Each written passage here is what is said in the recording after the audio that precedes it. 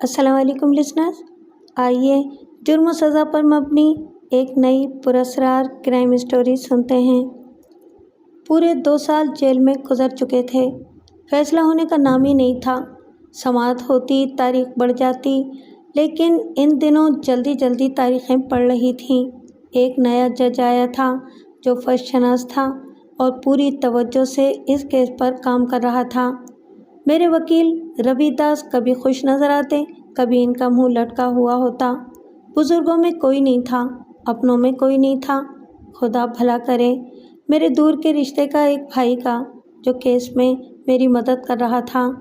ये दूसरी बात है कि उसने मेरी दुकान बेच दी थी, मकान बेच दिया था, ज़मीनें बेच दी थीं, घर का सामान बेच दिया था। जाहिर है मेरे केस पर पानी की तरह रुपया खर्च हो रहा था। मेरा भाई गरीब था, वो पैसा कहाँ से लाता? मुझे वो तमाम इत्तलात दे देता था। फ़रोख्तगी के कागज़ात पर मेरे दस्तखत भी होते थे। इससे क्या फ़र्क पड़ता है कि अब उसने खुद एक दुकान कर ली थी, जो बकौल उसके दाल दलिए का सहारा बन गई थी। पहले वो खद्दर के मामूली कुर्ते पजामे में आता था, लेकिन कुछ दिनों से बोस्की के कुर्ते और शलवार में नज़र आने लगा था। सिगरेट भी उम्दा किस्म के पीने लगा था। इसके पिचके हुए गाल भर गए थे। मैं जानता था कि मेरे केस पर क्या खर्च हो रहा है, लेकिन खामोशी के सिवा चारा भी क्या था। भाई से हिसाब तो नहीं मांग सकता था। अगर नाराज़ हो जाता तो लेने के देने पड़ जाते। कोई वो बेईमान था? बस किस्मत की बात है। मैं कत्ल के केस में मुलविस था। मेरी दुकान के नज़दीक लाला बनवारी लाल की दुकान थी। बनिया कारोबार का माहिर था। हम दोनों का एक ही कारोबार था, खासा मुकाबला रहता था। हम ठहरे मियाँ भाई अक्सर घाटे के कारोबार भी कर लेते थे और इस तरह बनवारी लाल की साख खराब हो जाती थी। बनवारी लाल दांत पीस कर रह जाता। अक्सर नोक झोंक होती, बोलचाल बंद रहती। एक बार गाली गलौज भी हुई, मारपीट तक नौबत आ गई, लेकिन पड़ोसी दुकानदारों ने बीच बचाव करा दिया। लेकिन इस रोज़ किस्मत ने आखिरी दांव लगा दिया। बनवारी लाल से झगड़ा हो गया और उसने एक ऐसी बात कह दी कि मुझसे बर्दाश्त न हो सकी। गोश्त खाने वाला आदमी हूँ। बनवारी लाल को उठाकर ज़मीन पर दे मारा। अगर 8-10 आदमी मुझे पकड़कर इसके ऊपर से घसीट न लेते तो शायद सचमुच बनवारी लाल मेरे हाथों मारा जाता। मैंने पूरे बाज़ार के सामने उसे धमकी दी कि बाद में देख लूँगा। और फिर हालात रात तक गुस्सा ठंडा हो गया था। सोचा था कि बेकार झगड़ने से क्या फ़ायदा, कारोबार करूं, आगे पीछे कोई नहीं है जो सहारा दे। किसी मुनासिब जगह शादी करके अपने बुज़ुर्गों के अंदाज में ज़िंदगी गुजारूं। घूमता हुआ बंसी दूध फरोश की दुकान तक निकल गया था। अक्सर वहां दूध पीता था। इसके नज़दीकी बनवारी लाल का मकान था। बस ये सारे वाक़यात सबूत बन गए। गर्मियों के दिन थे। बनवारी लाल अपने मकान के सामने चरपाई बिछाकर सोता था। रात के 3 बजे पहले वालों ने इसकी दिलदोज़ चीखें सुनी और जब इसके नज़दीक पहुंचे तो बनवारी लाल खून में लथपथ चरपाई से नीचे ज़मीन पर लौट रहा था। लोग घबरा गए और इनके सामने ही बनवारी लाल ने कातिल की निशानदही किए बगैर दम तोड़ दिया। मुझे इन वाक़यात के बारे में कुछ नहीं मालूम था। मैं तो दूध पीने के बाद घर आकर सो गया था। दूसरे दिन जब दुकान पर पहुंचा तो बनवारी लाल की दुकान बंद थी, जबकि इस मामले में वो आज तक मुझसे आगे रहा था। मुझे देर तक सोने की आदत थी, जबकि बनवारी लाल शायद जल्दी दुकान खोलने के चक्कर में पूरी नींद सोता भी नहीं था। बहरहाल मुझे हैरत थी।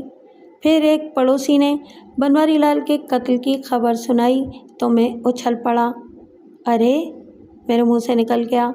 और ईमान की बात है कि मुझे दुख भी हुआ। कुछ भी था, वो मेरा कारोबारी हरीफ था, लेकिन अब इसकी जुदाई बड़ी अजीब लग रही थी। 11 बजे तक मेरा किसी काम में दिल नहीं लगा। मैंने सोचा कि कम से कम उसके घर जाकर उसके बाल बच्चों को तसल्ली ही दूं। अभी दुकान से नीचे भी नहीं उतरा था कि दरोगा जी 4-5 कांस्टेबलों के साथ आते नजर आए। यकीनन वो बनवारी लाल के कत्ल की तफ्तीश को आए होंगे, लेकिन उन्होंने आते ही मेरे करीबी दुकानदार से पूछा, अब्दुर्रहीम कौन है? मैं हूँ दरोगा जी, मैंने आगे बढ़कर कहा और दरोगा जी जल्दी से पीछे हट गए। गिरफ्तार, गिरफ्तार कर लो इसे। उन्होंने सिपाहियों को हुक्म दिया और देखते ही देखते मेरे हाथों में हथकड़ियाँ पड़ गईं। मेरे हवास गुम हो गए। कोई बात समझ में नहीं आई। बमुश्किल तमाम मैंने हवास यकजा करके दरोगा जी से अपनी गिरफ्तारी की वजह पूछी। तुम जानते हो तुम्हें क्यों गिरफ्तार किया जा रहा है? बहुत सी गवाहियाँ मिल गई हैं कि बनवारी लाल को तुम ही ने कत्ल किया है, दरोगा जी ने जवाब दिया। मैंने? मेरी आंखें दहशत से फैल गईं, ज़बान गूंग हो गई। इसके बाद मेरे मुंह से एक लफ्ज़ भी नहीं निकल सका। मैं सूरत हाल की नज़ाकत को समझ गया था। मेरे पड़ोसी दुकानदारों ने जो बयानात लिखवाए उनसे मेरी शख्सियत मशकूक हो गई थी। बंसी दूध वाला भी इस बात की तस्दीक कर चुका था कि रात को मुझे बनवारी लाल के मकान के करीब देखा गया था। मैंने बनवारी लाल को धमकी भी दी थी। बहरहाल ये सारी बातें मेरे खिलाफ सबूत बन गईं। मेरे अलावा किसी और तरफ जहन नहीं गया। फिर फ़िरका वाराना मामला भी था। बहुत से हिंदू बनवारी लाल की तरफ से उठ खड़े हुए, आला दर्जे के वकील किए गए, जबकि मेरी पुश्त पर कोई नहीं था। मैं अगर सचमुच बनवारी लाल को कत्ल कर देता तो शायद मुझे अपनी तन्हा ज़िंदगी के ज़ाया होने का इतना अफसोस नहीं होता। मैं बेगुनाह मारा जा रहा था। ले देकर ये दूर के रिश्ते का भाई नजर आया था जो इंतहाई माकूल मुआवजे पर मेरे मुकदमे में दिलचस्पी ले रहा था। मेरे वकील रविदास ने मेरी सफाई में बहुत तगदो की थी, लेकिन बदकिस्मती ये थी कि बनवारी लाल के असल कातिल का एक भी निशान नहीं मिला था। मेरे अलावा और किसी तरफ ज़हन ही नहीं जाता था। दूसरी तरफ ऊंचे ऊंचे हिंदू जोर लगा रहे थे कि मुझे मौत की सज़ा मिले। बिलाखिर फैसले की तारीख भी आ गई। जिस रोज़ मुझे फैसले के लिए अदालत में पेश किया जाना था, इससे एक रात पहले मेरा भाई और मेरे वकील रविदास मुझसे मिलने आए। रविदास खुद भी रसूख वाले आदमी थे। उन्होंने चंद मिनट मुझसे रस्मी गुफ्तगू की और फिर राजदाराना अंदाज में बोले, अब्दुर्रहीम, तुम्हारा इस मुकदमे के बारे में क्या ख्याल है? मेरा क्या ख्याल हो सकता है रवि बाबू? बेहतर ख्याल तो आप ही पेश कर सकते हैं। सुनो, मैंने इंतहाई कोशिश करके नए जज से मुलाकात की थी और उसके ख्यालात मालूम किए थे। ओह, क्या ख्याल है इसका? मैंने इश्तियाक से पूछा। तुम्हारे खिलाफ है, रविदास ने भारी आवाज़ में कहा, गोया वो मुझे कातिल समझ चुका है। हाँ, फिर अब क्या होगा? क्या मुझे सज़ा हो जाएगी? मैंने लड़खड़ाती हुई आवाज़ में पूछा। तासुब की बिना पर इस केस को बहुत हवा दी गई है। जज ने तुम्हारे लिए सज़ाए मौत तजवीज़ की है। कल के फैसले में तुम्हें सज़ाए मौत सुना दी जाएगी। मेरा दिल अंदर से घबराने लगा। हाथ पांव पर लर्ज़ा तारी हो गया और मैं फटी फटी आंखों से रवि और अपने भाई को घूरता रह गया। लेकिन बहरहाल तुम बेगुनाह हो, ये हकीकत है, रविदास ने पूछा। हाँ, ये हकीकत है। मैंने बनवारी लाल को कत्ल नहीं किया। मैंने उसे नहीं किया कत्ल, ना उसे तुम्हारे इमाम पर कत्ल किया गया है। अगर मुझे सज़ा मिल गई तो मुझे खुदा के हुजूर जाना होगा। मैं इसके हुजूर जाते हुए झूठ नहीं बोलूँगा। मेरा उसके कत्ल या कातिल से कोई ताल्लुक़ नहीं है। मैं कुछ नहीं जानता। तो फिर अब्दुर्रहीम, तुम्हें सज़ा नहीं मिलेगी। मैंने और तुम्हारे भाई ने मिलकर एक और प्रोग्राम बना लिया है। कैसा प्रोग्राम? मैंने ज़मीन पर बैठते हुए पूछा। मेरी टांगों की जान निकल रही थी। कल जब जेल की गाड़ी तुम्हें लेकर जाएगी तो तुम्हें पुलिस के कब्ज़े से निकाल लिया जाएगा। जो लोग तुम्हें पुलिस से आज़ाद कराएंगे वही तुम्हें फ़रार का रास्ता भी बता देंगे। हमने इंतहाई गिरां मुआवजे पर इन्हें तैयार किया है, रविदास ने बताया। मेरा दिल धड़ धड़ कर रहा था। मैं तो एक सीधा साधा आदमी था। इन बातों से मुझे क्या सरोकार था? ओफ़ो, कैसी ज़िंदगी ख़राब हुई थी। मैंने ज़ख्म खुदा निगाहों से इन दोनों को देखा। इसके अलावा और कोई सूरत नहीं है? क्या किसी और तरह मेरी बेगुनाही का सबूत नहीं मिल सकता? मैं सिर्फ वकील हूँ अब्दुर्रहीम, कोई जुर्म पेशा इंसान नहीं हूँ। न इससे पहले मैंने कोई ऐसा इक़दाम किया है। मुझे एतमाद है कि तुम बेगुनाह हो, लेकिन हालात तुम्हारी बेगुनाही साबित नहीं करने दे रहे। मैं दिल से तुम्हें बेगुनाह समझते हुए तुम्हारे लिए ये काम कर रहा हूँ। इसके सिवा कोई चारा नहीं है। मैं जानता हूँ हाई कोर्ट और सुप्रीम कोर्ट भी इसी फैसले की तस्दीक करेगी। तुम्हारे दुश्मन वहाँ तक पहुँच चुके हैं, इसलिए مزید انتظار کیوں کیا جائے؟ تم بے گناہ ہو، اپنے خدا سے دعا کرو کہ وہ تمہاری مدد کرے۔ ہم چلتے ہیں، تمہارے فرار کے بعد ہم سے کافی پوچھ گچھ کی جائے گی، لیکن خیر ہم خود بھگت لیں گے۔ ہاں تو کل ہوشیار رہنا۔ روی داس مجھے تفصیل بتاتے رہے اور میں لرزتا رہا، اور پھر میرے بھائی نے مجھے خدا حافظ کہا اور اس کے بعد وہ چلے گئے۔ لیکن وہ رات، وہ خیالات کی رات میرے اوپر بہت بھاری گزری تھی۔ یہ کیسے ممکن ہے؟ جرائم کی زندگی سے تو میرا کوئی تعلق بھی نہیں رہا، میں نے تو جرائم کے بارے میں سوچا بھی نہیں، لیکن حالات مجھے خطرناک مجرم بنا رہے تھے۔ قتل کے الزام میں سزائے موت پانے والا مجرم، جیل سے فرار ہونے والا مجرم، کیا میں یہ مجرمانہ زندگی برداشت کر سکوں گا؟ اور کیا میں اس فرار میں کامیاب ہو جاؤں گا؟ ممکن ہے کہ کوئی گولی میری پشت میں سوراخ کر دے اور میرے پورے بدن میں درد کی لہریں توڑنے لگیں، لیکن وقت گزرتا رہا۔ میری سوچ سے کیا ہونا تھا؟ صبح ہو گئی اور چاروں سمت روشنی پھیل گئی۔ جیل کی خاموش فضا میں ہلچل پیدا ہو گئی۔ یکسانیت سے اکتائے ہوئے مجبور قیدی روزمرہ کے کاموں میں مشغول ہو گئے، کوئی نیا پن نہیں تھا ان کی زندگی میں۔ اور پھر حسب معمول مجھے ناشتہ ملا اور مجھے بتا دیا گیا کہ آج میرے فیصلے کی تاریخ ہے، تیار ہو جاؤں، اور میں تیار ہو گیا۔ فیصلے کی تاریخ سننے کے لیے نہیں، بلکہ فرار ہونے کے لیے۔ میں نے دل میں ہمت پیدا کی، زندگی ایک حادثے سے دوچار ہو گئی ہے، اس حقیقت کو تسلیم کرنا ہی پڑے گا۔ موت کانوں کے نزدیک دستک دے رہی ہے، یہ بھی ایک حقیقت ہے۔ زندہ رہنا ہے یا مر جانا ہے، یا زندہ رہنے کی کوششوں میں مر جانا ہے؟ 3 سوال تھے، مجھے 2 سوالوں میں سے ایک کا فیصلہ کرنا تھا، اور ظاہر ہے موت کو کون پسند کرتا ہے؟ ٹھیک ہے، جو کچھ ہوگا دیکھا جائے گا، میں روی داس کی ہدایت پر عمل کروں گا۔ وقت آ گیا، جیل کی گاڑی مجھے اور میرے جیسے دوسرے قیدیوں کو لے کر چل پڑی۔ میں گو قتل کا مجرم تھا، لیکن بڑا سیدھا سادہ۔ میں نے آج تک کوئی گڑبڑ نہیں کی تھی، اس لیے میرے ہاتھوں میں صرف ہتھ کڑیاں تھیں، پیر آزاد تھے، اور یہ بات کوئی نہیں جان سکا تھا کہ میں پچھلے دروازے کے قریب جان بوجھ کر بیٹھا ہوں۔ گاڑی جیل کی عمارت سے نکل کر سڑک پر دوڑنے لگی۔ میں ہوشیار بیٹھا تھا، میرے نزدیک 2 مسلح سپاہی بھی ہوشیار بیٹھے تھے۔ اگلے حصے میں بھی 3 سپاہی تھے، جن میں ایک ڈرائیور اور 2 گارڈ تھے، ان کے پاس بھی رائفلیں تھیں، گویا کل 5 افراد تھے۔ میرا دل زور زور سے دھڑک رہا تھا۔ گاڑی مختلف راستوں سے گزرتی رہی، یہ چند لمحات مجھے بہت طویل محسوس ہوئے۔ میرے کان کوئی بھی اجنبی آواز سننے کے لیے تیار تھے، اور پھر ایک سنسان حصے سے گزرتے ہوئے اچانک گاڑی کا ٹائر ایک زوردار آواز کے ساتھ پھٹ گیا۔ گاڑی اچھلنے لگی، لیکن ہوشیار ڈرائیور نے پورے زور سے بریک لگا دیے۔ دوسرے لوگ تو ابھی اس واقعے پر غور ہی کر رہے ہوں گے، لیکن میرا کلیجہ منہ کو آ گیا تھا۔ میں سمجھ گیا تھا کہ کام شروع ہو گیا ہے، چنانچہ میں نے بندھے ہوئے ہاتھوں سے دروازے کا ہینڈل پکڑ لیا۔ ڈرائیور نیچے اترا اور پھٹے ہوئے ٹائر کو دیکھنے لگا، اور پھر اس نے تعجب سے گردن ہلائی۔ اسے حیرت تھی کہ ٹائر میں سوراخ کیسے ہو گیا۔ سیدھا سادہ آدمی تھا، زیادہ تجربے کار نہیں تھا، ورنہ اندازہ لگا لیتا کہ سوراخ گولی کا ہے، اور ٹائر پھٹنے سے چند لمحات پہلے ایک اور دھماکہ ہوا تھا۔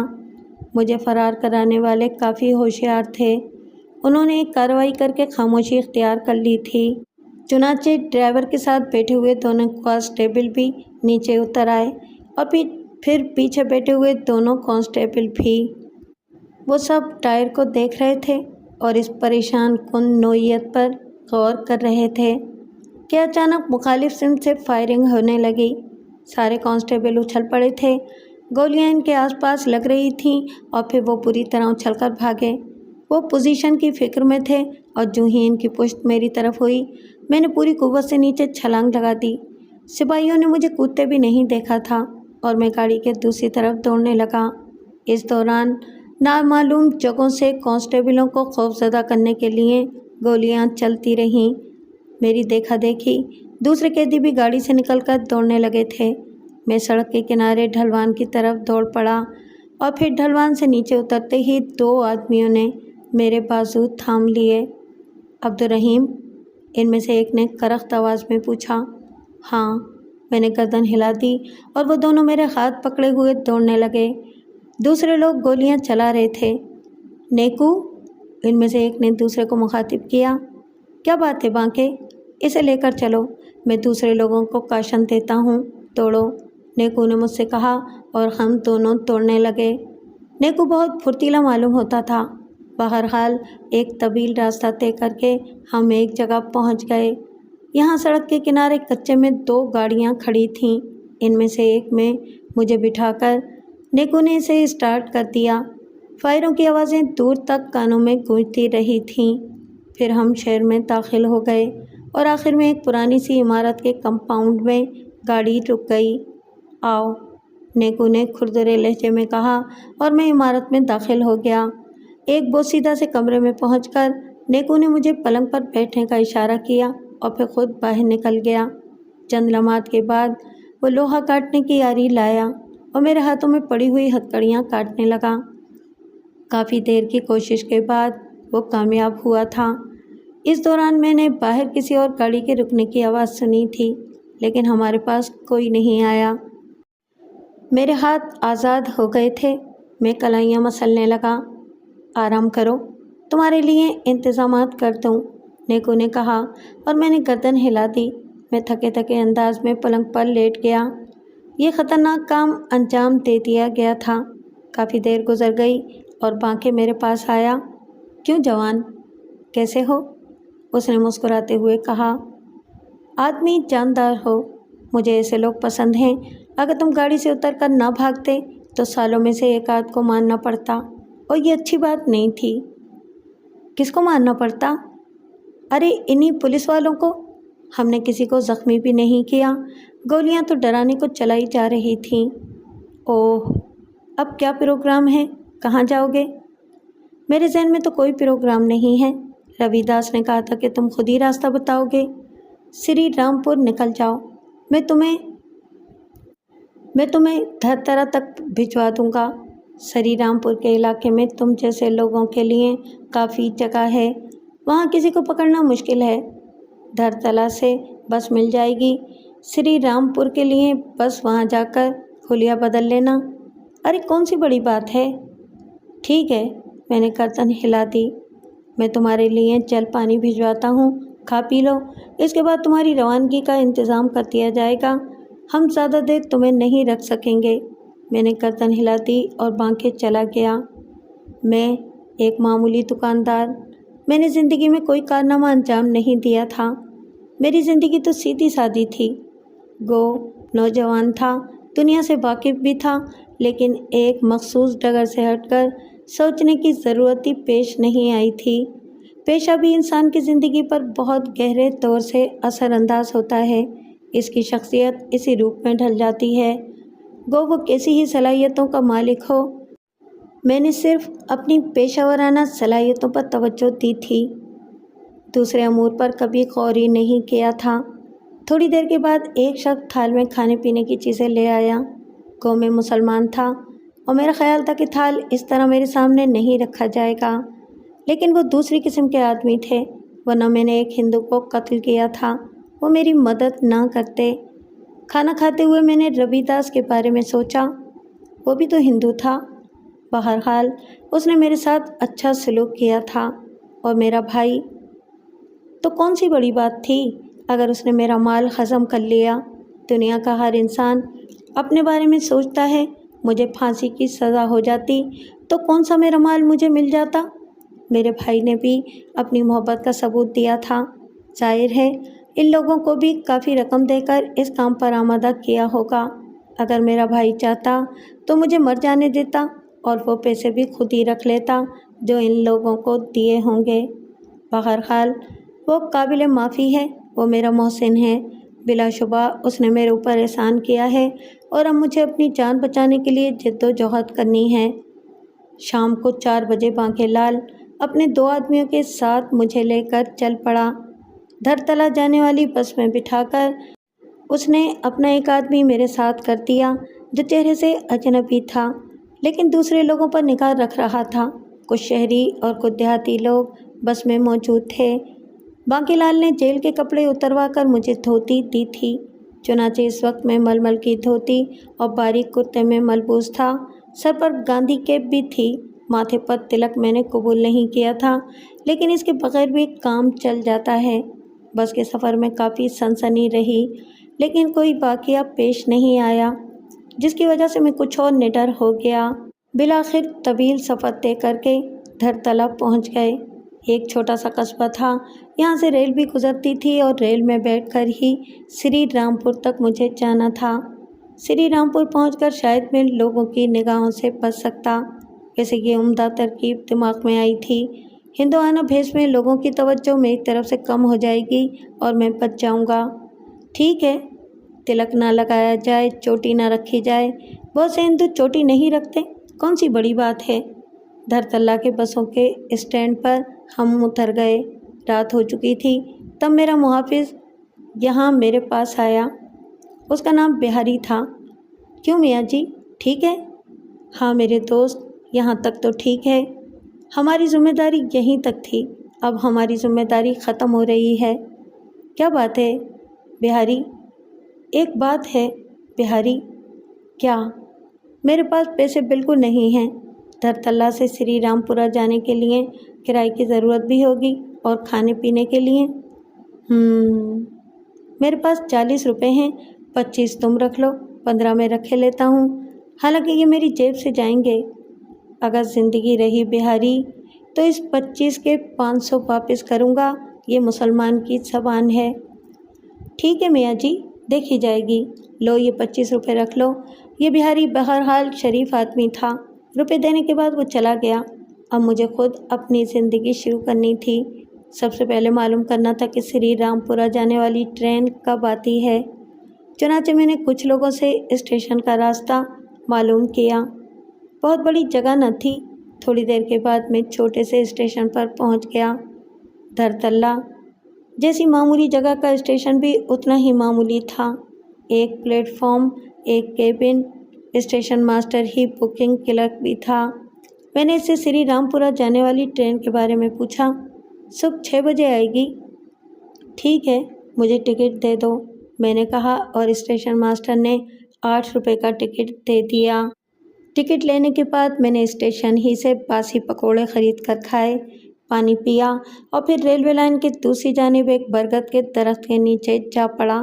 साफ़ सुथरी जगह थी, वहीं लेट गया और फिर इन हालात के बारे में सोचने के अलावा और मैं कर भी क्या सकता था। वही ख़यालात, मुस्तकबिल का खौफ, अजीब सी कैफियत तारी रही। नींद आती, लेकिन फिर अचानक चौंक पड़ता, कहीं ट्रेन निकल न जाए। रात इसी कैफियत में गुजरी और किस्मती यावर थी कि ट्रेन जब आई तो मैं सो रहा था, लेकिन प्लेटफार्म की घंटी से आंख खुल गई। मुखालिफ सिम से ट्रेन में चढ़ा। ट्रेन में मामूली सा रश था, लेकिन जगह बआसानी मिल गई और मैं बैठ गया। आंखें और जहन नींद से बोझल हो रहा था। काफ़ी देर तक खुद को संभाले रखा और जब ट्रेन चल पड़ी तो उठकर बाथरूम की तरफ चल दिया। ठंडे पानी की छींटे ने जहन तरोताज़ा कर दिया। बोझ सा उतर गया और मैं मुंह खुश्क करके फिर अपनी जगह वापस आ गया। मेरे नज़दीक एक लाला जी बैठे थे।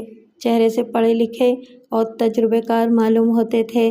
आँखों पर चश्मा लगा हुआ था, लेकिन इसके बावजूद उनकी आंखें तेज़ और जहन में चुभने वाली थीं। उन्होंने गहरी निगाहों से मुझे देखा और फिर दोनों हाथ जोड़कर बोले, जय राम जी की।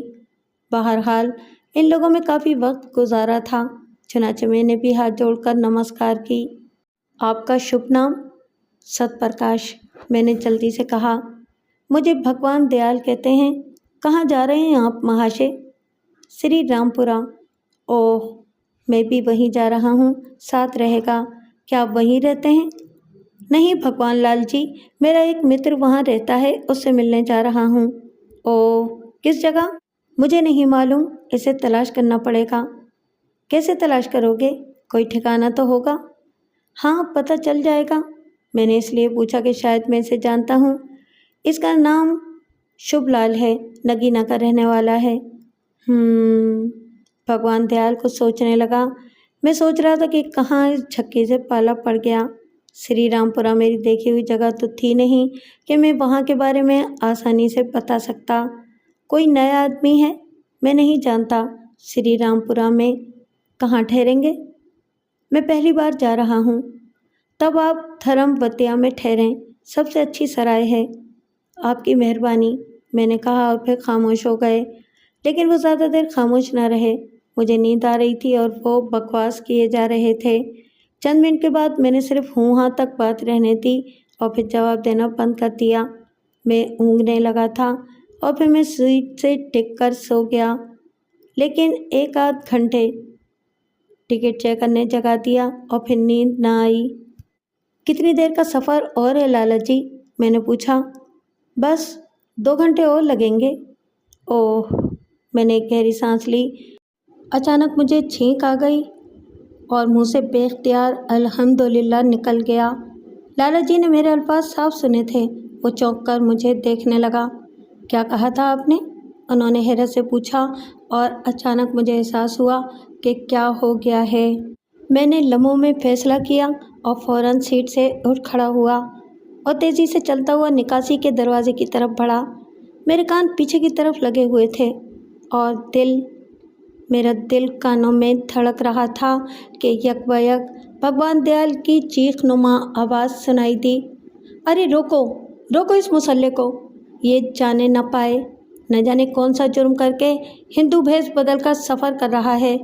اس سے پہلے کہ باقی لوگ بھی اس کی طرف متوجہ ہوتے، میں نے ایک لمبی چھلانگ لگائی اور چلتی ٹرین سے کود گیا۔ یہ میری خوش قسمتی تھی کہ اس وقت ٹرین ریتیلی زمین اور جھاڑیوں سے بھری ہوئی جگہ سے گزر رہی تھی۔ میرے گھٹنوں میں شدید چوٹ آئی تھی، باقی جسم پر بھی خراشیں آئی تھیں، لیکن میں نے ان سب کو نظر انداز کر کے اور جھاڑیوں کی طرف کھسکنا شروع کر دیا۔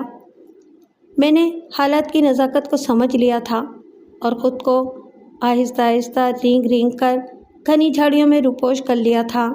اسی اثنا میں میرے کانوں میں لوگوں کی تیز تیز آوازیں آئیں۔ شاید گاڑی کو روک دیا گیا تھا، اور اگر گاڑی کو روک دیا گیا تھا تو اس کی وجہ مجھے تلاش کرنا ہی ہوگی، اور وہ واقعی مجھے تلاش ہی کر رہے تھے۔ مجھ پر لرزہ طاری تھا۔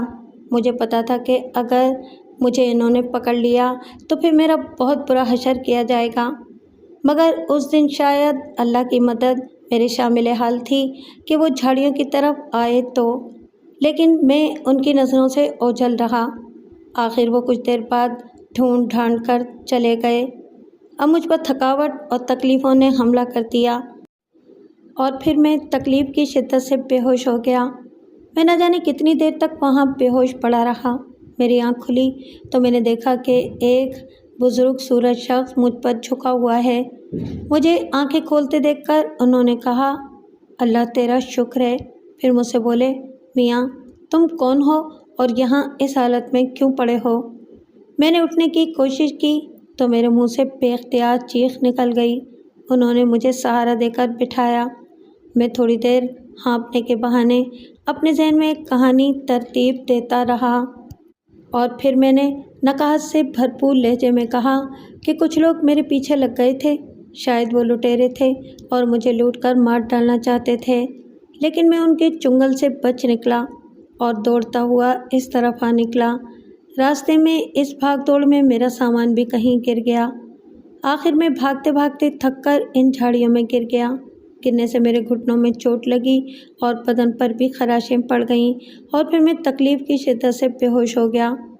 بوڑھے بزرگ صورت شخص نے ہمدردی بھری نظروں سے میری طرف دیکھا اور کہا، چلو میں تمہیں آشرم تک چھوڑ دیتا ہوں، تم میری لاٹھی کے سہارے کھڑے ہونے اور پھر چلنے کی کوشش کرو۔ میں نے تڑپ کر کہا، میں مسلمان ہوں۔ انہوں نے مجھے سر تاپا دیکھا اور کہا، تم مسلمان ہو تو تمہارا یہ حلیہ؟ میں نے فوراً کہا، یہ میں نے اپنے دشمنوں سے بچنے کے لیے بھیس بدلا ہے۔ انہوں نے کہا، تو پھر ٹھیک ہے، آؤ میرے ساتھ۔ پھر ہم آہستہ آہستہ چلتے ہوئے کچھ دیر بعد ایک گاؤں میں داخل ہوئے اور اس کے بعد ایک مسجد سے متصل مکان میں داخل ہوئے۔ بوڑھے نے اپنا تعارف کراتے ہوئے کہا، میں مسجد کا پیش امام ہوں۔ پھر ایک کمرے میں داخل ہوئے۔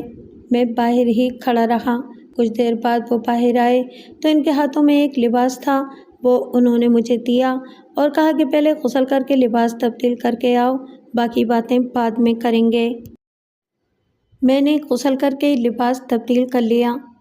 مولوی صاحب نے مجھے کہا کہ لوگوں کو بتاؤں گا میں کہ تم میرے بھانجے ہو اور کسی دوسری جگہ سے میرے پاس آئے ہو۔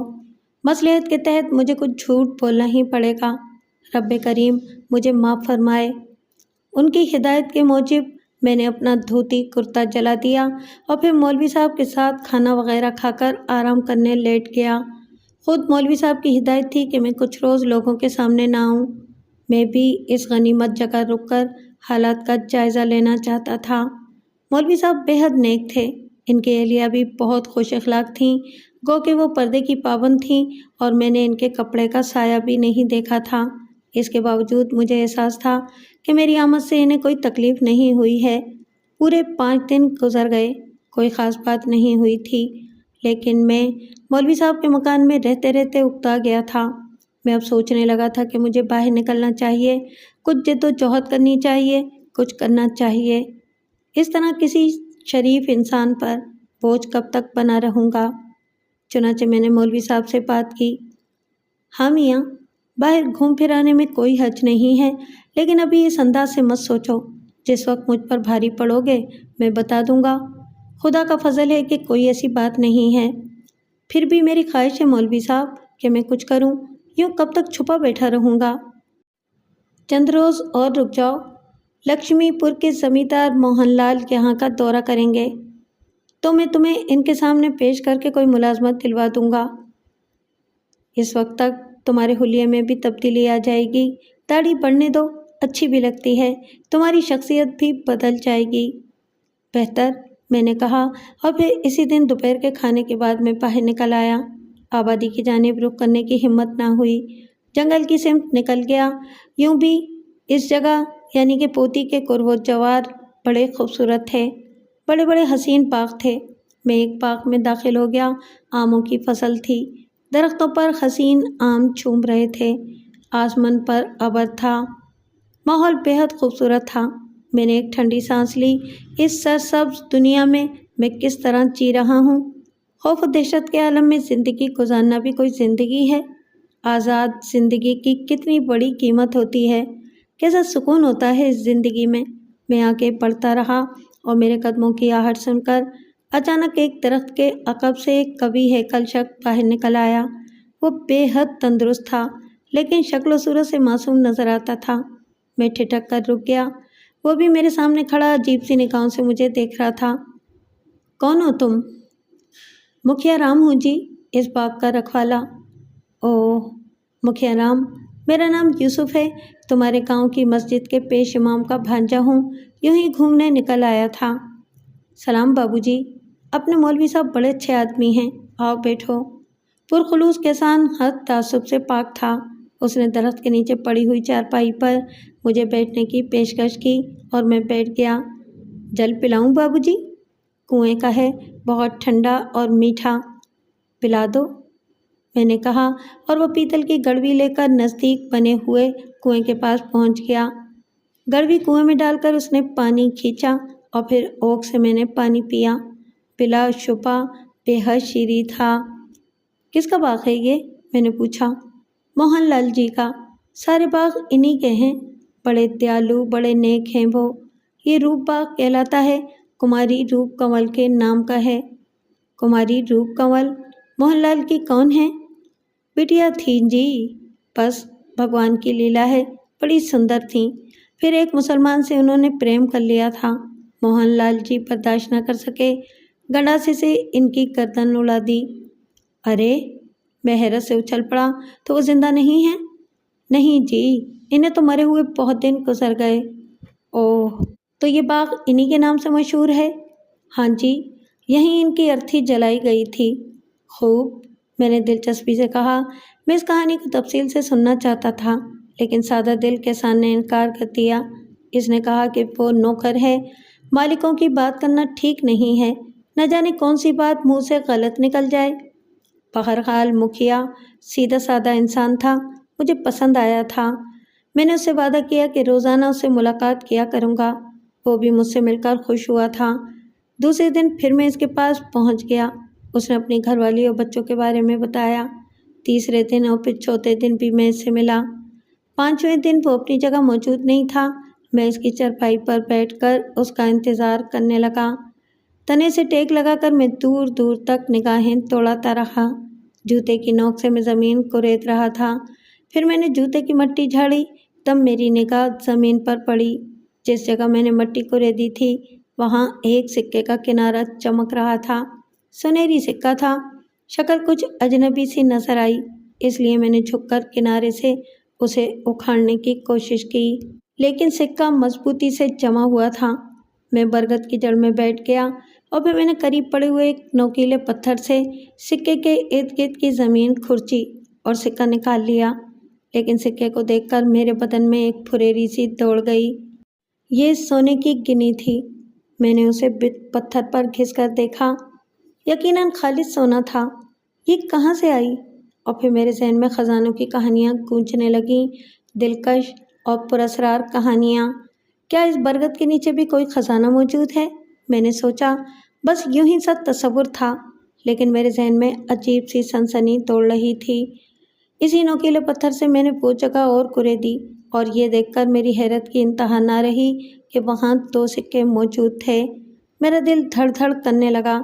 ایک انوکھی سی کیفیت پیدا ہو گئی۔ میں نے تینوں اشرفیاں جیب میں ڈالیں اور پھر مٹی برابر کر دی۔ بلا شبہ یہاں خزانہ موجود ہے۔ برگد کے درخت کے نیچے کھڑے کھڑے میں نے بہت سے پروگرام بنا ڈالے۔ میں نے طے کیا کہ رات کی تاریکی میں یہاں آؤں گا اور اس جگہ کی کھدائی کروں گا۔ یقیناً ایسا ہی کروں گا، خواہ کچھ بھی ہو جائے۔ میں خاموشی سے کمرے میں آ گیا۔ میرا ذہن تیزی سے پروگرام بنا رہا تھا۔ کاش اگر برگد کے درخت کے نیچے سے خزانہ دستیاب ہو جائے تو زندگی ایک نیا ہی رخ اختیار کر لے گی۔ خاموشی سے یہاں سے نکل جاؤں گا، دولت ہوگی تو ہمت بھی ہوگی اور پھر دنیا کو جھکانے میں دقت نہیں پیش آئے گی۔ مولوی صاحب سیدھے سادے شریف آدمی تھے، ان کو تو کچھ بتانا بیکار تھا۔ میں نے ان 3 اشرفیوں کا بھی ان سے کوئی تذکرہ نہیں کیا اور میں پروگرام بناتا رہا۔ مجھے کھدائی کی چیزوں کی ضرورت تھی، دوسرے وقت کا تعین بھی کرنا تھا۔ رات کو نہ جانے مکھیا کہاں رہتا ہے، باغ خالی ہو تو اور بھی اچھی بات ہے۔ بہرحال اس اجنبی جگہ میں اس معمولی سے کام کے لیے بھی بڑی مشکلات درپیش تھیں۔ میرے دل کو قرار نہ تھا۔ شام ڈھلے پھر باغ کی طرف نکل گیا۔ اتفاق سے مکھیا باغ کے کنارے ہی مل گیا۔ اس نے مجھے ہاتھ جوڑ کر پرنام کیا تھا۔ کیا بات ہے مکھیا، دوپہر کو کہاں چلے گئے تھے؟ گھر والی بیمار ہے بھیا، گھر میں اور کوئی ہے نہیں۔ اوہ، دوا دارو کی؟ ہاں، نیم کے پتے گھوٹ کر پلا دیے ہیں پر ابھی ٹھیک نہیں ہیں۔ تو تم یہاں کیوں آ گئے؟ گھر رہتے؟ فصل تیار ہے، دیکھنے آ گیا تھا، کوئی خراب نہ کرتے۔ کیا رات کو بھی تم یہاں رہتے ہو؟ ہاں بھیا، آج کل رہنا پڑتا ہے۔ نہیں مکھیا، تم بے فکری سے جاؤ، آج رات میں تمہارے باغ کی رکھوالی کروں گا، میں نے دھڑکتے دل سے کہا۔ کتنا عمدہ موقع مل گیا تھا۔ تمہیں تکلیف ہوگی بھیا۔ ارے تم فکر نہ کرو، تھوڑی دیر ٹھہرو، میں مولوی صاحب سے جا کر کہہ دوں میں آ جاؤں تو تم چلے جانا۔ تمہاری مہربانی بھیا، مکھیا نے ممنونیت سے کہا اور میں واپس چل پڑا۔ دل ہی دل میں کہہ رہا تھا کہ مہربانی تو تمہاری ہے مکھیا، تم نے میری بڑی مشکل آسان کر دی ہے۔ مولوی صاحب کو میں نے تفصیل بتا دی تو وہ فراغ دلی سے بولے، کسی کے کام آنا عمدہ بات ہے، اور مکھیا تو یوں بھی بھلا آدمی ہے، اور میں واپس چل پڑا۔ مکھیا بے چینی سے میرا انتظار کر رہا تھا۔ میرے پہنچنے پر وہ باغ کے کونے میں بنی ہوئی چھوٹی سی کٹیا کی طرف چل پڑا۔ وہاں سے اس نے مجھے ایک موٹا ڈنڈا، مٹی کے تیل کی ایک لالٹین دی۔ یہ چیزیں رکھ لو بھیا، رات ہو جائے تو لالٹین جلا لینا، بس ایک دو آوازیں لگا دینا۔ ٹھیک ہے مکھیا، تم بے فکر رہو، میں نے کٹیا میں چاروں طرف دیکھتے ہوئے کہا۔ میرے تمام مسئلے خود بخود حل ہو گئے تھے۔ بہرحال مکھیا مالی تھا، ضروری چیزیں کٹیا میں موجود تھیں، مثلاً بیلچا، پھاوڑا وغیرہ، اور میں مطمئن ہو گیا۔ مکھیا چلا گیا اور میں بے چینی سے اندھیرا پھیلنے کا انتظار کرنے لگا۔ شام کے سائے پھیلنے لگے تھے، لیکن ابھی کچھ اور اندھیرے کی ضرورت تھی۔ بالآخر ماحول سنسان ہو گیا، مکمل خاموشی چھا گئی۔ بسیرا لینے والے پرندے بھی خاموش تھے۔ तब मैंने माचिस खींचकर लालटेन जलाई और फिर बेलचा और फावड़ा कंधे पर रखकर लालटेन हाथ में लेकर चल पड़ा। लालटेन बरगद के दरख्त के नीचे रखकर मैंने चारों तरफ देखा। कुर्ब जवार में किसी का वजूद नहीं था। चुनाचे मैंने बेलचा संभाला और फिर इस निशान पर खुदाई करने लगा जो मैंने दिन में ही लगा लिया था। मैं नहीं जानता था कि मुझे कितना खोदना था, लेकिन मैं तहैया कर चुका था कि इस वक्त तक खोदता रहूँगा जब तक मकसद हासिल न कर लूँ। और ये देखकर मेरी खुशी की इंतहा न रही कि इस मिट्टी में 4 और अशरफियाँ मौजूद थीं। गोया कुल 7 हुईं। लेकिन इनसे क्या होता है? मुझे तो अशरफियों के मंबे की तलाश थी। मेरे ना थकने वाले बाजू मिट्टी खोदते रहे और गड़ा हैरत अंगेज तौर पर बड़ा होता गया। काफ़ी खुदाई कर ली थी, लेकिन एक ख़ास बात मैंने महसूस की थी, और वो ये कि खुदाई करते करते जब भी मेरे जहन में मायूसी पैदा होती, मुझे चंद चमकदार सिक्के नज़र आ जाते और मैं फिर पूरी तनदेही से खुदाई शुरू कर देता। यहाँ तक कि अब मेरे पास तकरीबन 32 अशरफियाँ मौजूद थीं। चंद मिनट रुककर मैं सस्ताया और फिर मैंने दोबारा काम शुरू कर दिया। काफ़ी देर से ना तो कोई अशरफी ही नज़र आई थी और ना ही कुछ और। क्या किस्सा है? क्या यहाँ कोई बड़ा ख़जाना मौजूद नहीं है? लेकिन इस बार जो मैंने फावड़े से मिट्टी हटाई तो मुझे कोई सफ़ेद सफ़ेद सी शय नज़र आई। लकड़ी का कोई संदूक है, मैंने सोचा और लालटेन उठाकर और करीब कर ली। फिर मैं बेलचे से खुदाई करने लगा, लेकिन थोड़ा सा खोदने के बाद मुझे जो कुछ नज़र आया उसने एक लम्हे के लिए मेरे हाथ रोक दिए। ये एक इंसानी ढांचा था, सही और सालिम ढांचा जो नुमायाँ होता जा रहा था। मेरे दिल में खौफ की एक लहर सी उठी, लेकिन दूसरे लम्हे मैंने दिल कड़ा कर लिया। खौफज़दा होने की क्या ज़रूरत है? इंसानी ढांचा ही तो है। एटम बम तो नहीं है कि फट जाएगा और मेरे परख़्चे उड़ जाएंगे। मुमकिन है कि ये ख़जाने की चाबी हो। मुमकिन है इसके नीचे वो संदूक पोशीदा हो जिसमें अशरफियाँ भरी हों। ढांचे के चारों तरफ की मिट्टी पलट चुकी थी। मैंने इसे उठाया और मिट्टी के ढेर पर डाल दिया। बिलाशुबा ये दिलेरी का काम था। अगर ख़जाने के हासिल करने का तसव्वुर मेरे जहन में ना होता तो लाजमी तौर पर इस पुरस्कार माहौल में मैं इस ढांचे से मुतासिर होता, लेकिन इस वक्त तो मुझे इसकी कोई परवाह ही नहीं थी। मैं फिर बेलचा लेकर खुदाई में मसरूफ़ हो गया। अभी मैंने ज़्यादा ज़मीन न खोदी थी कि अचानक मेरे कानों में एक आवाज़ गूंजी, रुको, सुनो, रुक जाओ। आवाज़ इतनी वाज़े और नज़दीक थी कि बेलचा मेरे हाथों से छूट गया। कौन आ गया? मैंने जल्दी से मुड़कर देखा, लेकिन कुर्ब जवार में तो कोई नहीं था। कोई भी तो नहीं था। दूर दूर तक कोई भी नहीं था। इधर देखो मेरी जानिब, मैं तुमसे मुखातिब हूँ। सरगोशीनुमा आवाज़ अब बुलंद हो गई। वो एक निस्वानी आवाज़ थी। नागहा मेरी नज़र ढांचे की तरफ उठ गई और मैं हैरत से उछल पड़ा। अब इस कदर फौलादी जिगर भी नहीं रखता था कि हड्डियों की सूखी हुई हड्डियों की तहरीक देखकर भी मैं खौफज़दा न होता। ढांचे का एक हाथ उठा हुआ था जैसे वो मुझे मुखातिब कर रहा हो। मेरे दांत भिज गए। पूरे बदन में सर्द लहरें तोड़ने लगीं। शक्ल न जाने कैसी हो गई। बहरहाल मैं बुरी तरह खौफज़दा हो गया था और फटी फटी निगाहों से इसे देख रहा था। ढांचा इस तरह हाथ टेक रहा था जैसे उठने की कोशिश कर रहा हो, और फिर वो उठकर बैठ गया। मैं बस भागने वाला था कि मुझे उसकी आवाज़ सुनाई दी, खौफज़दा न हो, डरो नहीं, तुम्हें अपने धर्म का वास्ता, तुम्हें खुदा का वास्ता, खौफज़दा न हो। और मेरे कदम जैसे मन भर के हो गए। लेकिन मेरे मुंह से डरी डरी आवाज़ निकली, हड्डियों का ये ढांचा रूह से खाली है, इसीलिए इस पर वो सब कुछ नहीं है जो इंसानी निगाह को मुतमईन करता है। लेकिन मैं तुम्हारे सामने असली शक्ल में आ सकती हूँ। मुझे माजी में जाने की इजाज़त है। हाँ, मुझे इजाज़त मिल गई है।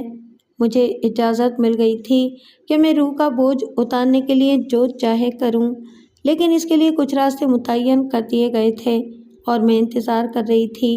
मैं कुछ सौगात लिए इंतज़ार कर रही थी, इसका जो मुझे मिट्टी के बोझ से निकालेगा, मेरी रूह को उसल देगा, और इसके बाद मिट्टी का ये बोझ मुझे पूरा नहीं मालूम होगा। ये मिट्टी तो हमारा घर है। हाँ, यही तो हमारा घर है। क्या मैं गलत कह रही हूँ? सुनो, मैं बेलिबास हूँ, میں تمہارے سامنے نہیں آ سکتی۔ کیا تم میرے لیے لباس مہیا کر سکتے ہو؟ میں؟ ہاں، میں تمہاری مجبوریاں جانتی ہوں، کچھ بھی کرو، خواہ چوری کرو، میرے لیے لباس مہیا کر دو۔ میں اس طرح تمہارے سامنے نہیں آ سکتی۔ میں اس سے کیا کہتا؟ اس کی تو باتیں ہی میری سمجھ میں نہیں آ رہی تھیں۔ اس طرح نہ دیکھو، یوں انجان نہ بنو۔ اگر تم اس طرح خوفزدہ رہے تو وہ سب کچھ کیسے ہوگا؟ وہ سب کچھ کیسے کرو گے جس کی میں برسوں سے منتظر ہوں؟ خود کو سنبھالو۔ ایک ایسی روح تمہاری توجہ کی منتظر ہے جو بذات خود کچھ نہیں کر سکتی۔ میرے اختیارات محدود ہیں۔ اللہ کے لیے مجھے لباس لا دو۔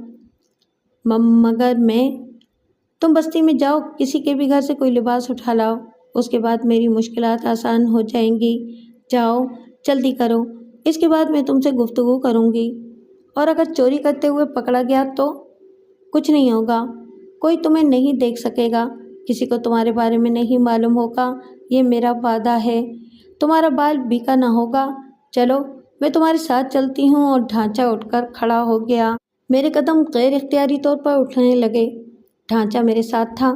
یقیناً یہ ایک ناقابل یقین بات ہے، لیکن کاش میری باتوں پر یقین نہ کرنے والے میرے ساتھ ہوتے، کاش وہ میرے جیسے واقعات کا شکار ہوتے۔ میں باغ سے نکل آیا۔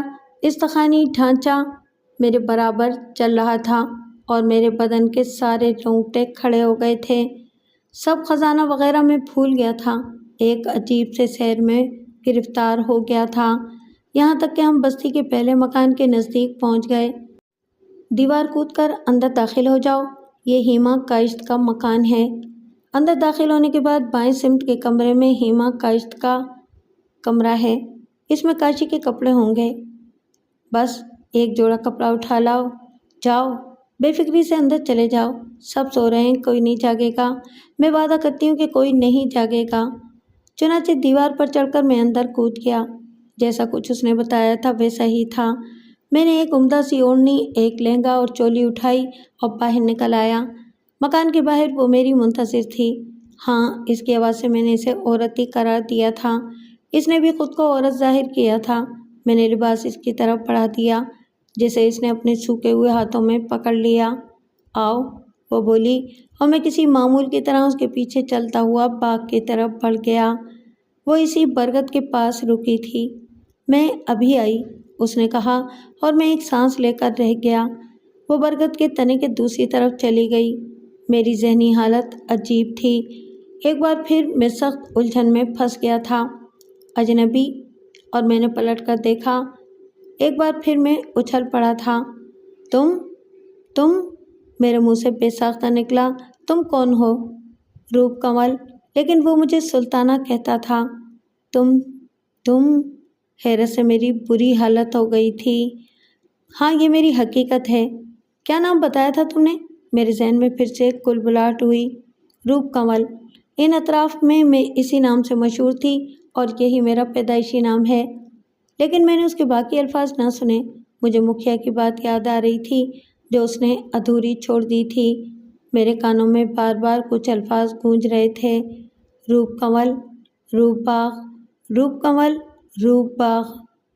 حیرت چھوڑ دو اجنبی، تم میرے متر ہو، تم میرے محسن ہو، تم نے مجھے تاریک گہرائیوں سے نکال لیا ہے، تم نے میری روح کو روشنی میں لا کھڑا کیا ہے۔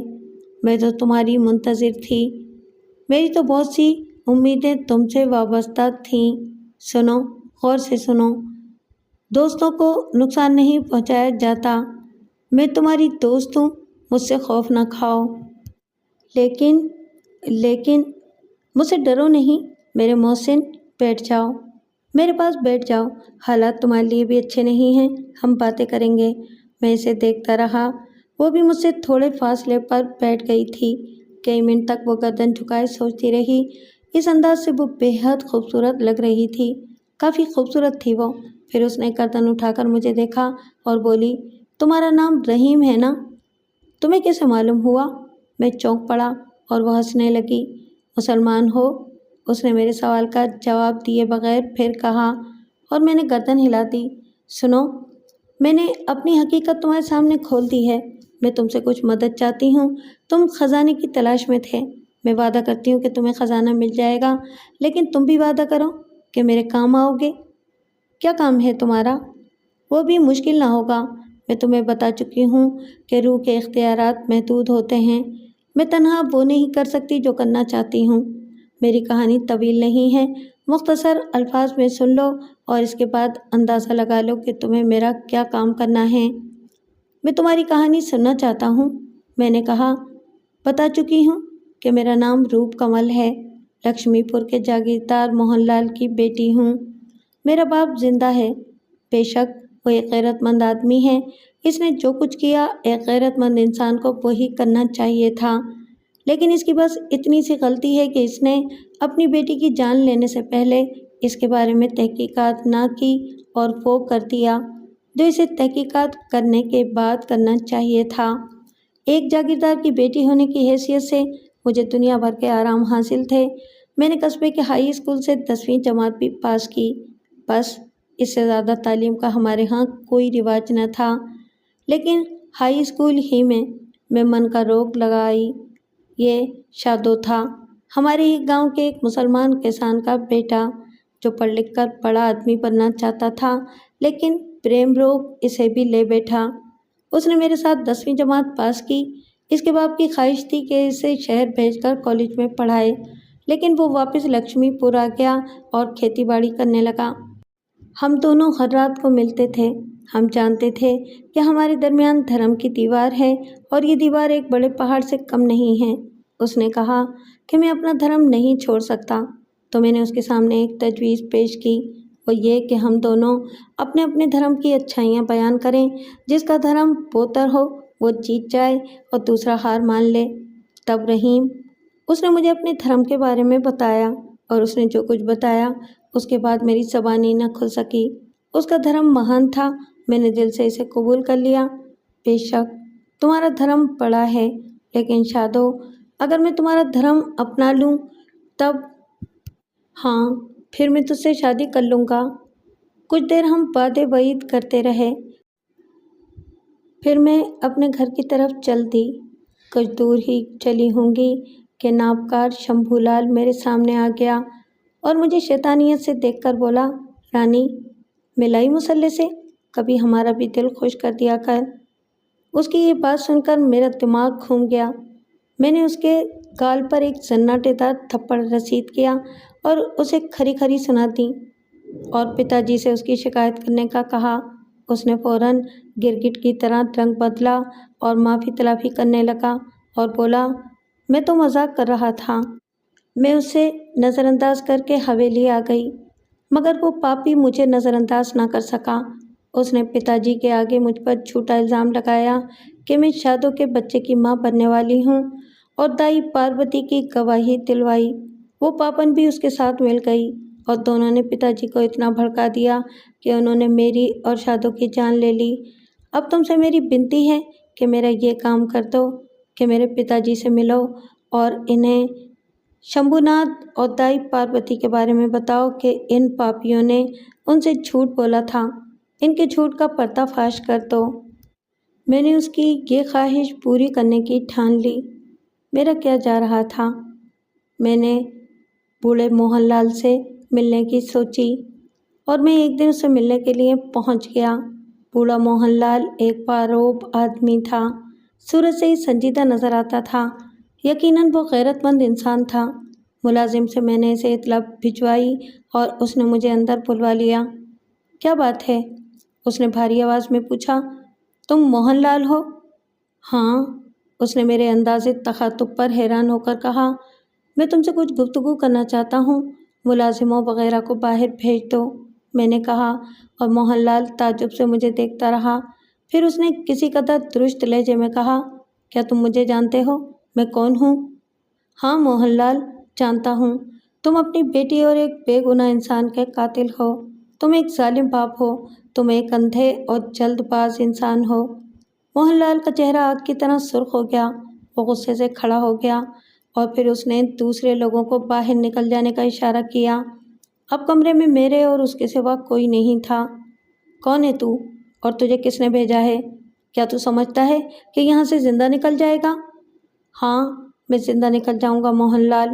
میں جانتا ہوں کہ تم قاتل ہو۔ مجھے بتا تو کون ہے؟ کس نے تجھے بھیجا ہے؟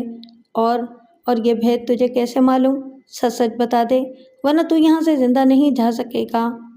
بھگوان کی سوگند، میں تجھے زندہ نہیں چھوڑوں گا۔ تو سنو موہن لال، میں ایک عام آدمی ہوں، لیکن مجھے تمہاری بیٹی نے تمہارے پاس بھیجا ہے۔ ہاں، مجھے روپ کنول کی روح نے یہاں بھیجا ہے، وہ روح جو بھٹک رہی ہے، وہ جسے ابھی تک سکون نہیں ہے۔ اور سکون کیسے ملے؟ تو نے اسے جس الزام میں قتل کیا ہے وہ جھوٹ تھا، فریب تھا۔ نہیں، تو جھوٹ بول رہا ہے۔ سچ بتا دے، سچ بتا دے، ورنہ موہن لال نے چھپٹ کر ایک پستول نکالا۔ میں تجھے قتل کر دوں گا، ورنہ سچ سچ بتا دے۔ میرا ایک ایک لفظ ٹھیک ہے موہن لال۔ تو نے آنکھوں پر پٹی باندھ کر غیروں کی بات پر یقین کر لیا۔ شمبھو لال ایک حوث پرست انسان ہے۔ روپ کنول شادو سے محبت کرتی تھی، سچی محبت۔ وہ پاک تھے، ہر طرح سے پاک صاف تھے۔ وہ ایک دوسرے کو چاہتے تھے۔ شمبھو لال نے انہیں دیکھ لیا اور پھر اس نے روپ کنول کی عزت سے کھیلنا چاہا۔ وہ نہ مانی تو اس نے تجھے ورغلایا اور پاروتی دائی کو رشوت دے کر جھوٹ بولنے پر تیار کر لیا۔ یہ ہے پوری کہانی موہن لال، جس کی تو نے تصدیق نہیں کی اور ان دونوں مظلوموں کو موت کے گھاٹ اتار دیا۔ جھوٹ ہے، یہ سب جھوٹ ہے، موہن لال شدت کرب سے چیخا۔ میں اسے سچ ثابت کر دوں گا موہن لال۔ بھگوان کے لیے مجھے بتا، یہ سب کیا ہے؟ تو ہے کون؟ اس چکر میں پڑنے کے بجائے پاروتی دائی کو اپنے ہاں طلب کر موہن لال۔ اسے شمبھو لال کے سامنے لے کر آ، پھر میں ان کی زبان سے تجھے حقیقت سنا دوں گا، اور اگر تیری بات جھوٹ نکلی تو مجھے گولی مار دینا۔ اچھی بات ہے، میں پاروتی دائی کو بلاتا ہوں، مگر اس وقت تک تجھے میری قید میں رہنا ہوگا۔ منظور ہے، میں نے کہا۔ موہن لال کے چہرے پر سخت ہی جان نظر آ رہا تھا، اس کا بدن ہولے ہولے کانپ رہا تھا۔ مجھے ایک کوٹری میں بند کر دیا گیا اور پھر آدھے گھنٹے کے بعد موہن لال نے مجھے نکالا۔ پاروتی آ گئی ہے۔ کہاں ہے؟ باہر باغ میں، موہن لال نے جواب دیا۔ اسے اندر بلا لو اور کسی ایسے کمرے میں پہنچا دو جہاں سے تم شمبھو لال اور پاروتی کی گفتگو سن سکو۔ موہن لال نے کہا، اور پھر ایک کمرے میں دائی پاروتی کو پہنچا دیا گیا۔ وہ سخت حیران معلوم ہوتی تھی۔ اس کے بعد موہن لال نے شمبھو لال کو بھی اسی کمرے میں بلا لیا۔ میں اور موہن دوسرے کمرے سے ان دونوں کو دیکھ رہے تھے۔ تو کیوں آئی ہے؟ شمبھو لال نے اس سے گھبرائے ہوئے انداز میں پوچھا۔ معلوم نہیں، موہن لال جی نے بلایا ہے، میرا تو من گھبرا رہا ہے۔ گڑبڑ لگتی ہے، معلوم نہیں موہن جی نے ہمیں ایک ساتھ کیوں بلایا ہے۔ ہائے رام، ہمیں ایک ساتھ بلایا ہے، اس سے ہی تو ڈر لگ رہا ہے، کہیں روپ کنول کا معاملہ نہ ہو۔ پھر دائی پاروتی نے کہا، اگر بھید کھل گیا شمبھو جی تو پھر کیا ہوگا؟ مارے جائیں گے دونوں۔ میں بڑھیا تو بلا وجہ ہی ماری جاؤں گی۔ تم نے تو مجھ سے کہا تھا شمبھو جی کہ یہ راز ہی رہے گا۔ ارے خود مجھے نہیں معلوم کہ یہ بھید کیسے کھل گیا ہوگا۔ میں تو مجبور تھی، میں تو نردوش ہوں، میں تو سچ سچ کہہ دوں گی کہ… خاموش رہ بڑھیا، اگر تو نے میرا نام لیا تو اچھا نہ ہوگا، اس نے پاروتی کی گردن پکڑتے ہوئے کہا۔ تو میں اپنی جان دے دوں؟ کیوں؟ دائی پاروتی آنکھیں نکال کر بولی۔ تجھے تو میں ابھی ختم کر دوں گا۔ شمبھو لال دانت پیس کر اس کی گردن دبانے لگا اور میں نے موہن لال سے کہا، آئیے موہن جی، آئیے، اور میں اس کا بازو پکڑے ہوئے اس کمرے میں آ گیا جہاں یہ ڈرامہ ہو رہا تھا۔ پاروتی کی آنکھیں نکلی پڑ رہی تھیں، اس کی آواز بند ہو گئی تھی۔ ہمیں دیکھ کر شمبھو لال نے اس کی گردن چھوڑ دی اور پاروتی دوڑ کر موہن کے قدموں میں گر گئی۔ مجھے بچاؤ اس راکشس سے، میں نردوش ہوں، میں نردوش ہوں۔ اسے کیوں مار رہے تھے شمبھو؟ میں یہ… کھڑی ہو جاؤ پاروتی، مجھے بتاؤ، کھڑی ہو جاؤ، یہ تمہارا کچھ نہیں بگاڑ سکتا۔ سرکار، مائی باپ، میں نردوش ہوں۔ شمبھو نے مجھے 100 روپے دیے تھے، اس نے کہا تھا کہ میں سرکار سے کہہ دوں کہ روپ کنول بچے کی ماں بننے والی ہے۔ سرکار، اس نے مجھے دھمکیاں دی تھیں۔ تو کیا روپ کنول… وہ کنواری تھی مہاراج، وہ کنواری تھی۔ موہن لال کے چہرے پر سخت اذیت کے آثار نظر آئے۔ اس نے دونوں ہاتھوں سے سر پکڑ لیا۔ نہیں نہیں نہیں، وہ چیخا اور اس کی آنکھوں سے آنسو ابل پڑے۔ نہیں نہیں، وہ روتے ہوئے کہہ رہا تھا اور شمبھو لال نکل بھاگنے کی فکر میں تھا۔ ایک بار اس نے دروازے کی طرف چھلانگ لگانے کی کوشش کی، لیکن میرا ایک ہی یاد اسے پھر کمرے میں لے آیا۔ تب موہن لال نے چہرے سے ہاتھ ہٹائے۔ اس کی آنکھوں میں چتا روشن تھی۔ شمبھو، تو نے میری بچی کے ساتھ یہ دشمنی کیوں کی؟ بول، تجھے اس سے کیا بیر تھا؟ یہ جھوٹ بول رہی ہے چاچا، یہ جھوٹ تو بول رہا ہے۔ میں آگے بڑھا۔ بول، جواب دے، کیا تو نے روپ کنول کی عزت نہیں لینا چاہی تھی؟ میں بھی اسے پریم کرتا تھا۔ تو نے اسے شادوں کے ساتھ دیکھا تھا؟ ہاں، اور پھر تو نے اس سے کیا کہا کہ وہ تیرے ناپاک ارادوں کی تکمیل کرے؟ ہاں، اور اس نے منع کر دیا تو نے موہن لال سے جھوٹ بولا اور اسے برگلایا اور پھر پاروتی کو تیار کیا؟ ہاں، میں نے ایسا ہی کیا تھا۔ باقی کام تمہارے موہن لال جی کریں گے، میں اب چلتا ہوں۔ ہاں، باقی کام میرا ہے باقی کام، موہن لال نے کہا۔ لیکن تم ابھی نہیں جاؤ گے، تم جو کوئی بھی ہو، تم ابھی نہیں جاؤ گے، تم ان دونوں کا انجام دیکھ کر جاؤ گے۔ میں ان کو ایسے انجام تک پہنچاؤں گا کہ میری بچی کی آتما شانت ہو سکے۔ موہن لال پھوٹ پھوٹ کر رونے لگا۔ اور اسی رات ایک ویرانے میں جہاں موہن کے اور میرے سوا کوئی نہیں تھا، میں نے شمبھو اور پاروتی کا انجام دیکھا۔ میرے رونگٹے کھڑے ہو گئے تھے، لیکن موہن بہت خوش تھا۔ اس نے شمبھو اور پاروتی کو ایک سوکھے درخت سے باندھ دیا تھا اور پھر اس نے اس درخت کے گرد سوکھی لکڑیاں چن دیں۔ پھر اس نے ان لکڑیوں کو آگ لگا دی۔ پاروتی اور شمبھو کی دل دوز چیخوں سے ویرانہ گونج رہا تھا اور موہن سرد لہجے میں کہہ رہا تھا، میری معصوم بچی بھی اسی آگ میں جلی تھی، وہ بھی اسی آگ میں جلی تھی۔ پاروتی، اب کیوں چیخ رہے ہو تم دونوں؟ کیا وہ انسان نہ تھی؟ کیا میری روپ انسان نہ تھی؟ اور پھر وہ بلک بلک کر رونے لگا۔ ان دونوں کی چیخیں مدھم ہوتی جا رہی تھیں۔